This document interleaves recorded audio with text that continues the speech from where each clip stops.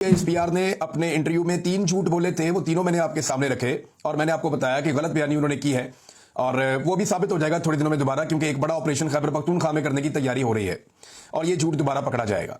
पहला जो इसके अंदर एक गलत बयानी थी वो ये थी कि फौज का सियासत से कोई ताल्लुक नहीं है। फौज का बिल्कुल सियासत से ताल्लुक है। मिलिट्री की आदत जो है वो दिन रात सियासत करती है। जनरल बाजवा से लेकर अब तक सियासत हो रही है, उससे पहले भी सियासत हो रही थी। फौज ने 4 मरतबा पाकिस्तान में मार्शल लॉ लगाया, फौज ने पाकिस्तान में सियासी जमातें बनाई, फौज ने पाकिस्तान में हुकूमतें बनाई और हुकूमतें गिराई, और मिलिट्री की आदत हमेशा से सियासत के अंदर इन्वॉल्व रही। अपने छोटे फायदे के लिए, अपनी बोटी के लिए पाकिस्तान का बकरा इन्होंने बार बार पाकिस्तान की मिलिट्री एस्टेब्लिशमेंट ने ज़िबा किया है।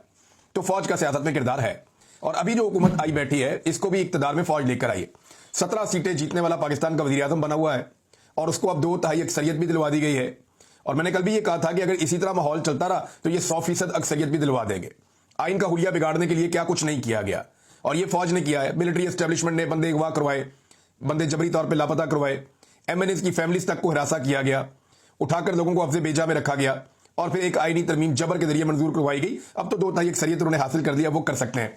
दूसरी गलत बयानी उन्होंने ये की कि मीडिया पे वो कंट्रोल नहीं करते। ये बहुत बड़ा झूठ है। मीडिया के किसी भी शख्स से आप कुरान पे हलफ ले लें, वो आपको बता देगा कि पाकिस्तान की मीडिया को पैमरा कंट्रोल नहीं करता। पाकिस्तान की मीडिया को मीडिया की कोई अपनी पॉलिसी ऐसे कंट्रोल नहीं करती जैसे पाकिस्तान की मीडिया को पाकिस्तान की मिलिट्री एस्टेब्लिशमेंट कंट्रोल करती है, और वो पाकिस्तान की मीडिया में क्या चलेगा क्या नहीं चलेगा इसके बारे में फैसले भी करते हैं। तीसरा जो उन्होंने कहा कि ये जो किसी को भी उठाना, गायब कर देना, जबरी तौर पर लापता कर देना, हफ्ते बेजा में रखना, ये गैर कानूनी और गलत है और ऐसे लोगों का मुहासबा होना चाहिए। यानी ये बात उन्होंने कही, ये भी एक गलत बात है और ये क्योंकि ये किया ही एजेंसियों की जानिब से जाता है। अब मैं तो किसी को उठा के इलीगली अबडक्शन में नहीं रख सकता, गायब नहीं कर सकता। ये या तो कच्चे के डाकू करते हैं तो या एजेंसियां उठाकर ले जाती हैं। हत्ता कि जो अहमद नूरानी के भाइयों के साथ हुआ उसको उठा के कच्चे के डाकुओं के खाते में डाल दिया, अंदाजा करें आप। और अहमद नूरानी आलमी सतह के ऊपर दुनिया को बता रहे हैं कि उनके भाइयों को क्यों और कैसे अगवा किया गया था। तो नाज़रीन, ये 3 गलत बयानियां हैं जो डीजीआई एसपीआर ने की और ये आने वाले दिन में साबित ऐसे होंगी कि पूरा मौजूदा निजाम इस वक्त खैबर पख्तूनख्वा की हुकूमत को फिक्स करने पर लग गया है। इन्होंने फैसला किया कि खैबर पख्तूनख्वा के अंदर से पाकिस्तान तहरीक इंसाफ की जो आखिरी हुकूमत है उसे भी खत्म कर दिया जाए। गंडापुर साहब को यह गलतफहमी है कि शायद ये निजाम उन्हें बर्दाश्त करेगा, या उनके दिमाग में ये बात डाली गई है कि बजट पास तुमने करवा दिया है, जो डिमांड थी पूरी कर दी है, तो उसके बाद तुम महफूज हो। एस्टेब्लिशमेंट ये समझती है कि खैबर पख्तूनख्वा में इमरान खान की हुकूमत उनके लिए हमेशा एक दर्द सर बनी रहेगी और उन्हें इस बात का खतरा रहेगा कि अगर खैबर पख्तूनख्वा में ये हुकूमत रहती है तो ये जब मर्जी सप्लाई लाइन बंद कर सकते हैं, शाराएं बंद कर सकते हैं और एक बड़ा एहतजाज कर सकते हैं। उस पर वो काम कर रहे हैं, जबकि एस्टेब्लिशमेंट काम कर रही है हुकूमत गिराने के मामलात पर। और उसका जो सबसे पहला पड़ाव है या सबसे पहला जो बड़ा काम किया गया है वो मखसूस नशिस्तें खैबर पख्तूनख्वा से छीन ली गई हैं। पूरे पाकिस्तान में ही छीनी गई हैं, लेकिन खैबर पख्तूनख्वा में 23 सीटें जीतने वालों को 30 मखसूस नशिस्तें, यानी इतनी सीटें उन्हें अवाम ने नहीं दी जितनी सीटें उन्हें तोहफतन पाकिस्तान की मिलिट्री एस्टेब्लिशमेंट ने अदलिया के जरिए से उनकी झोली में डाल दी। यानी अवाम ने उनकी औकात समझी और उनको 23 सीटें दी हैं और वो 23 सीटें भी जबरदस्ती दी हुई है। अवाम ने तो उनको 13 सीटें नहीं दी थी खैबर पख्तूनख्वा में, तो जबरदस्ती करके उनको 23 किया गया। अब वो तोहफतन जो है मिलिट्री एस्टेब्लिशमेंट की जानिब से मजीद 30 सीटें दी गई हैं पीडीएम की जमातों को, फजल रहमान साहब को मिलेंगी, पीपल्स पार्टी को, पीएमएलएन को, बाकी लोगों को मिलेंगी। बहरहाल ये सीटें उनके पास चली गई तो अब उनकी तादाद हो गई है ज्यादा और अब खैबर पख्तूनख्वा में एक मंडी लगने वाली है और उसमें फजल रहमान साहब की पार्टी, नून लीग, पीपल्स पार्टी, एएनपी, ये सब दावतें दे रहे हैं पाकिस्तान तहरीक इंसाफ के एमपीएस को और उनसे अब राब्ते तेज कर दिए गए हैं कि आप हमसे रब्ता कीजिए, हमारे साथ बैठिए, हम अगली दफा आपको टिकट भी लेकर देंगे, आपको इलेक्शन भी जितवाएंगे।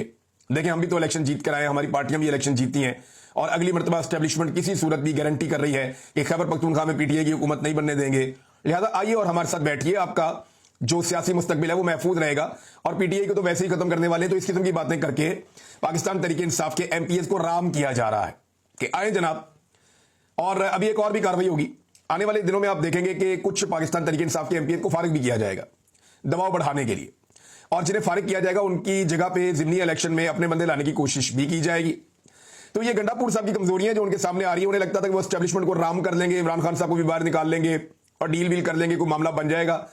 और हर दफा वो उसी तरह चले जैसे एस्टेब्लिशमेंट ने उन्हें कहा। 2 मरतबा उन्हें अगवा किया गया, उन्होंने नहीं बताया कि कौन अगवा करके ले गया, कहां पे रखा, क्या डिमांड किया, वो बेचारे चुप करके बैठे रहते हैं। कभी कभी वो बढ़के मारते हैं लेकिन वो भी उनके आगे आ जाती हैं। तो अब खैबर पख्तूनख्वा की हुकूमत के ऊपर पाकिस्तान की एस्टेब्लिशमेंट काम कर रही है। कोई सियासतदानों की औकात ही कोई नहीं है, सियासतदानों को तो आगे लगाया हुआ है, सिर्फ एस्टेब्लिशमेंट इसके ऊपर काम कर रही है कि इनके बंदे तोड़ के यहां पे खैबर पख्तूनख्वा में हुकूमत तब्दील की जाए। देखते हैं वो कर सकते हैं या नहीं।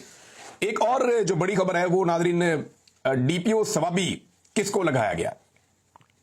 इस पे एक ट्वीट किया है आमिर मुगल साहब ने। ये बंदा इस्लामाबाद में था। इस्लामाबाद में कारकुनान पाकिस्तान तहरीक इंसाफ के जो हैं उनके ऊपर जुल्म और सितम के पहाड़ तोड़े। इस बंदे ने कारकुनान को अगवा किया, उनके ऊपर तशद्दुद किया।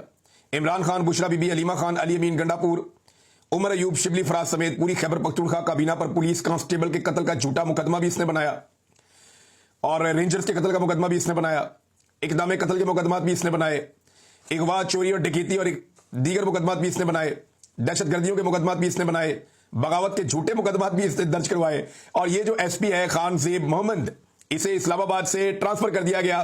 और ये वही एसपी है, जरा ये तस्वीर आप देखिए, आपको याद आ जाएगा, जो सेनेटर मुश्ताक के साथ एक बड़ी यादगार तस्वीर थी ऐसे उंगली करने वाली।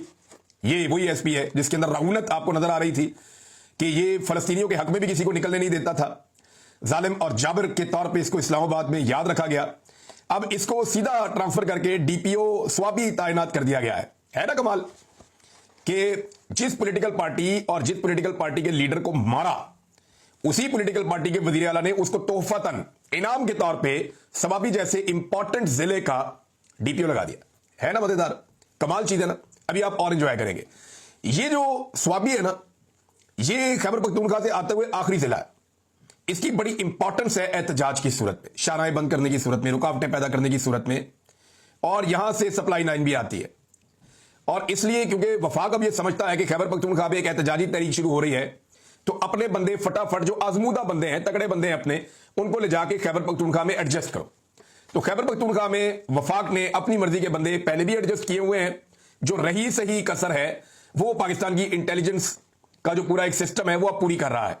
और अली अमीन गंडापुर सिर्फ हाथ पे हाथ रख के तमाशा देख रहा है। लेकिन इससे पहले भी खैबर पख्तूनख्वा के लोग बार बार ये कहते रहे कि गंडापुर ने उन तमाम आरओज कौन थे? वो सरकारी अफसरान थे जिन्होंने इलेक्शन के अंदर धांधली करवाई थी। गंडापुर ने खैबर पख्तूनख्वा की हुकूमत में उन तमाम आरओज को बेहतरीन अंदाज में नवाजा, या उस तमाम ब्यूरोक्रेसी की लॉट को बेहतरीन अंदाज में नवाजा जिन्होंने पाकिस्तान तहरीक इंसाफ के लिए जमीन तंग की हुई थी, जिन्होंने तहरीक इंसाफ के कारकुनों का जीना हराम किया हुआ था, जिन्होंने तहरीक इंसाफ से उनका मैंडेट छीना और कुछ ने छीनने की कोशिश की। लेकिन गंडापुर साहब ने उनको बहुत नवाजा, उनके ऊपर बड़ी मेहरबानियां की हैं। इसी तरह ये जो एक डीपीओ अब स्वाबी में तैनात किया गया है, इस पे गंडापुर साहब का शुक्रिया अदा करना चाहिए सारी खैबर पख्तूनख्वा की कैबिनेट को जाकर कि जनाब आप उस बंदे को यहां पे लेकर आए जिसने हमें इस्लामाबाद में डंडे भी मारे, जिसकी इस्लामाबाद मौजूदगी में हम पे गोलियां भी चली। भाई जिस बंदे के खिलाफ आपने मुकदमा दर्ज करना था उसको लाके वहां पे डीपीओ लगा दिया स्वाबी का। तो ये पढ़िए जनाब गंडापुर साहब की आजादी, खुद मुख्तारी और हकीकी आजादी की लड़ाई। अब आ जाए नाज़रीन डीसी स्वात। डीसी स्वात को ओहदे से हटा दिया गया है, कुर्बानी का बकरा उससे बनाया गया। एनडीएमए से भी सवाल जवाब होने चाहिए कि बताओ जनाब, यहाँ रिटायर अफसरान नॉर्मली जो है वो लगाए जाते हैं महकमों में, फौजी अफसरान। तो एनडीएमए को भी बताना चाहिए, उनसे पूछना चाहिए, पीडीएमए से भी पूछना चाहिए कि जनाब आपने क्या किया है।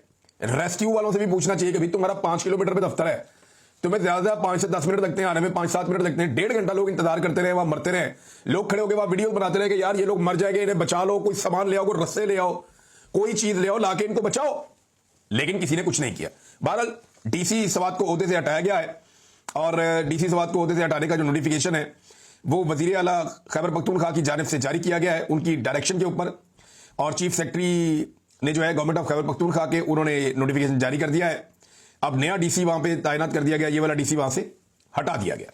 तो ये एक एक्टिविटी हुई है स्वात में। स्वात के लोगों ने वहां पे एहतजाज भी किया अपनी इंतजामिया के खिलाफ। उन्होंने कहा जी हमारे मेहमान आए हुए थे और उनको बचाने के लिए कोई बंदोबस्त नहीं किया गया, कोई ऐसा सिस्टम जो है वो काम नहीं कर रहा था कि उन्हें पहले वार्निंग दी जाती। वहां कोई देखिए, आप सायरन बजा सकते हैं, दरिया के किनारे आपके सायरन मौजूद होने चाहिए कि जिस वक्त ऊपर से सैलाब आ रहा है तो आप नीचे सायरन ऑन कर दें।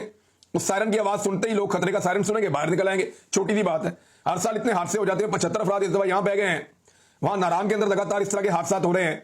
तो चंद मुकामात है ना जहां पे सयाह उतरते हैं, उतर के दरिया के अंदर आकर एंजॉय करते हैं, उन चंद मुकामात पे एक एक सायरन लगाने में आपको क्या प्रॉब्लम है? आप एक एक खतरे का अलार्म वहां पे लगा दें और उसका सिर्फ बटन ऑन कर दें उस वक्त जिस वक्त खतरा हो। जब ऊपर से आपको पता चल जाए कि खतरा आ रहा है और वो आने में तकरीबन 1 घंटा 1.5 घंटा बाद लगता है, तो आप वो खतरे का सायरन ऑन करें, लोग 5 मिनट में बाहर निकल के आ जाएंगे। और सयाहों को भी थोड़ी एहतियात करनी चाहिए, अगर इंफॉर्मेशन उन्हें मिल जाए तो उन्हें अपने आप को और अपने बच्चों को महफूज रखने की कोशिश करनी चाहिए। अब नाजरीन ये डीसी को हटा दिया गया, लेकिन इसके ऊपर एक प्रेस कॉन्फ्रेंस की है अता तारड़ ने और एक और वफाकी वजीर ने, 2 लोग ये बैठे हुए थे, दोनों नौजवान हैं। इनकी जो तस्वीर मैंने देखी है प्रेस कॉन्फ्रेंस की, वो देख के तो और ज्यादा गुस्सा आ रहा है पूरे पाकिस्तान को, बल्कि पूरे पाकिस्तान को चिढ़ हो रही है इनसे کہ یہ دونوں ہنس رہے ہیں اس پریس کانفرنس کے اندر جو افسوس کے اندر بلائی گئی تھی. یعنی خیبر پختونخوا کی حکومت کو ذلیل کرنے کے لیے آپ آ کر بیٹھ تو گئے, آپ نے آ کر یہ تو کہہ دیا کہ یہاں پہ لوگ شہید ہو گئے ہیں یا جاں بحق ہو گئے ہیں اور اتنے سارے لوگوں کی جانیں چلی گئیں, 11 لاشیں اب تک جو ہے وہ ریکور ہوئی ہیں, ان کی کنفرمیشن ہوئی ہے. تو اس کے اوپر جب آپ پریس کانفرنس کر رہے تھے پوائنٹ سکورنگ کے لیے, تو اس وقت آپ کے چہروں پہ مسکراہٹ کیوں تھی, خوشی کیوں تھی؟ کیا خوشی اس بات کی ہے کہ خیبر پختونخوا کی حکومت کو نیچے دکھانے کا موقع مل گیا؟ یہ تو دکھ کا مقام ہے اور اس کے اوپر تو آپ کے چہروں پہ تکلیف ٹپکنی چاہیے تھی. لیکن یہ لوگ جو ہے نا, ان کے سینے میں دلی نہیں ہے, انہیں پرواہ نہیں ہے, یہ انسان کو انسان ہی نہیں سمجھتے, ان کے لیے کیڑے مکوڑے ہیں. یہ سمجھتے ہیں کہ جناب یہ بندے مر گئے, اس صوبے میں مرے, ان کو گندا دکھاؤ, ان کو نیچے دکھاؤ, وہ اس کو کرتا ہے, وہ اس کو کرتا ہے, وہ اس کو کرتا ہے, اور کوئی بھی ذمہ داری لینے کو تیار نہیں ہے. گنڈا پور کو اس کی ذمہ داری لینی چاہیے اور آئندہ کے لیے یقینی بنانا چاہیے کہ سیاحتی مقامات کے اوپر آئندہ اس طرح کا کبھی واقعہ نہیں ہوگا, اور ایک ایسا سسٹم بنائیں کہ سیاحوں کو پہلے سے مطلع کیا جائے, انہیں وارن کیا جائے, وہاں سے پہلے نکالا جائے, وہاں پہ ایک ایسی فورس موجود ہو. اربوں روپے آپ کماتے ہیں اس سے سیاحت سے, تو ایک ایسی فورس وہاں پہ بنائے جو لوگوں کو وہاں سے ہٹائے فوری طور پہ. اور اگر کوئی لوگ پھنس جائے یا کوئی ایسا واقعہ ہو جائے غفلت کی وجہ سے یا اگنورنس کی وجہ سے, تو آپ کے پاس کم سے کم ایسا ساز و سامان تو میسر ہونا چاہیے کہ فوری طور پہ لوگوں کو ریسکیو کیا جا سکے. وہ مقامی لوگ بیچارے کو رسے لے کے کسی چیز کو باندھ کے کوئی ٹیوب کے اوپر بیٹھ کے وہ کوشش کرتے رہتے ہیں, اور آپ کے وہ ادارے جو اربوں روپے کے بجٹ کھاتے ہیں وہ وہاں پہ ٹکے کا کام نہیں کرتے. ناظرین, پاکستان تحریک انصاف کے اراکین کو میں نے آپ کو پہلے بتایا توڑنے کی تیاریاں تو ہو رہی ہیں. نجم سیٹھی صاحب نے ایک ریزن بھی بتایا کہ یہ جو 2/3 اکثریت ہے یہ کیوں لی جا رہی ہے. نجم سیٹھی کا دعویٰ بڑا انٹرسٹنگ ہے. نجم سیٹھی کا یہ کہنا ہے کہ یہ ہو یہ رہا ہے کہ آئین میں ترمیم کر کے اسٹیبلشمنٹ کے کردار کو آئین کا حصہ بنا دیا جائے. یعنی فوج کا جو ایک سیاست میں کردار ہے یا حکومت میں ان کو ایک پراپر جو رول دیا جائے وہ آئین کے ذریعے دے دیا جائے, آئین میں شامل کر دیں جناب کہ جناب یہ اب حکومت کا حصہ ہوا کریں گے بغیر الیکشن لڑے. یہ نجم سیٹھی صاحب کہہ رہے ہیں, اور وہ کہہ رہے ہیں اس کی ضرورت اس لیے پڑی کہ فیلڈ مارشل صاحب جب واشنگٹن گئے تو صدر ٹرمپ نے ان کی ملاقات ایک غیر معمولی واقعہ ہے, کیونکہ عمومی طور پر یہ آفر صدر یا ریاست کے سربراہوں کے لیے ہوتی ہے, وزیر اعظم کے لیے بھی یہ آفر نہیں ہے. تو اس سے پہلے بھی جو فوجی سربراہ ملتے رہے ہیں وہ صدر بھی تھے, لیکن یہاں پہ ایک نئی صورتحال پیدا ہو گئی ہے کہ ٹرمپ نے کہا جی بلاؤ وہ بندہ جو صاحب اختیار ہے. تو پتہ چلا جی پاکستان میں اختیار تو سارا فیلڈ مارشل صاحب کے پاس ہے, لے کے آؤ, ان سے ملاقات کر لی. اب جب ان کے ساتھ ملاقات ہوئی ہے تو پھر ان کو آئینی رول بھی دے دینا. اب یہ نجم سیٹھی صاحب بات کر رہے ہیں اور وہ کہہ رہے ہیں جی اتنی ڈھیٹ حکومت ہے یہ آنے والے دنوں میں یہ آئینی رول دے بھی سکتی ہے. پاکستان تحریک انصاف کو دیوار کے ساتھ لگانے کا سلسلہ جاری ہے. ملک احمد خان صاحب نے چیلنج کر دیا پاکستان تحریک انصاف کو کہ جناب اگر آپ نے احتجاج کرنا ہے تو استعفے دے دے.